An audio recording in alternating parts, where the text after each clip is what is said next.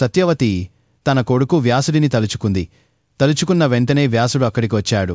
వచ్చి ఏమన్నాడు అంటే, అమ్మా, నువ్వు తలచుకున్న వెంటనే నేను ఇక్కడికి వచ్చాను. ఇప్పుడు నేను ఏం చేయమంటావో ఆజ్ఞాపించు. కొన్ని రోజుల క్రితం ఇలా జరిగింది.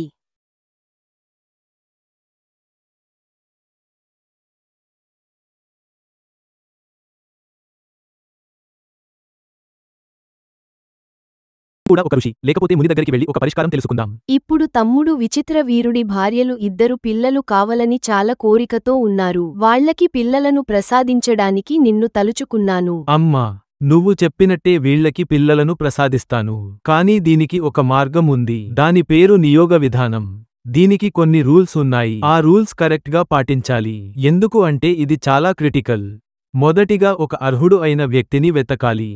రెండోవది, ఈ ప్రొసెస్లో భార్య ఉంది కదా, వాళ్ల భర్త సైడ్ పెద్దవాళ్లు ఈ పద్ధతిని అంగీకరించాలి. మూడోవది, ఈ పద్ధతిలో ఆ వ్యక్తి శరీరానికి మొత్తం నెయ్యి రాసుకోవాలి. అప్పుడు ఆ అబ్బాయి టచ్ అనేది చాలా ఇబ్బందిగా ఉంటుంది. కానీ పిల్లల కోసమే ఈ పద్ధతి కాబట్టి అమ్మాయి ఆ టచ్ ని భరించాలి. నాల్గవది, ఈ పద్ధతి జరిగేటప్పుడు అమ్మాయి అబ్బాయితో అసలు ఏం మాట్లాడకూడదు, అలాగే అబ్బాయి కూడా అమ్మాయితో మాట్లాడకూడదు. ఈ పద్ధతి ద్వారా ఒక బిడ్డనే ప్రసాదించగలుగుతారు. మొత్తం ఈ పద్ధతి అయిపోయాక ఈ అమ్మాయి ఆ అబ్బాయిని నాన్నలా భావించాలి. ఆ అబ్బాయి ఈ అమ్మాయిని కోడలిగానో కూతురుగానో భావించాలి. ఈ పద్ధతిలో ఏ వ్యామోహం ఉండకూడదు. ఒకరిపై మరొకరు ఏ ఫీలింగ్స్ పెంచుకోకూడదు. పిల్లల కోసమే నిగ్రహంగా ఉండాలి అంటేనే ఈ పద్ధతిని ఒప్పుకొని చేయాలి. ఇలా చేసిన వారికే సంవత్సరం తర్వాత పిల్లలు పుడతారు. ఇప్పటికే ఈ రాజ్యంకి రాజు లేడు. అలాంటిది ఇంకో సంవత్సరం రోజులు ఆగాలి అంటే కష్టం. ఇప్పటికిప్పుడే పిల్లలను ప్రసాదించేలా ఏదో ఒకటి చేయి. అలా అయితే దీనికి ఒకటే మార్గం ఉంది.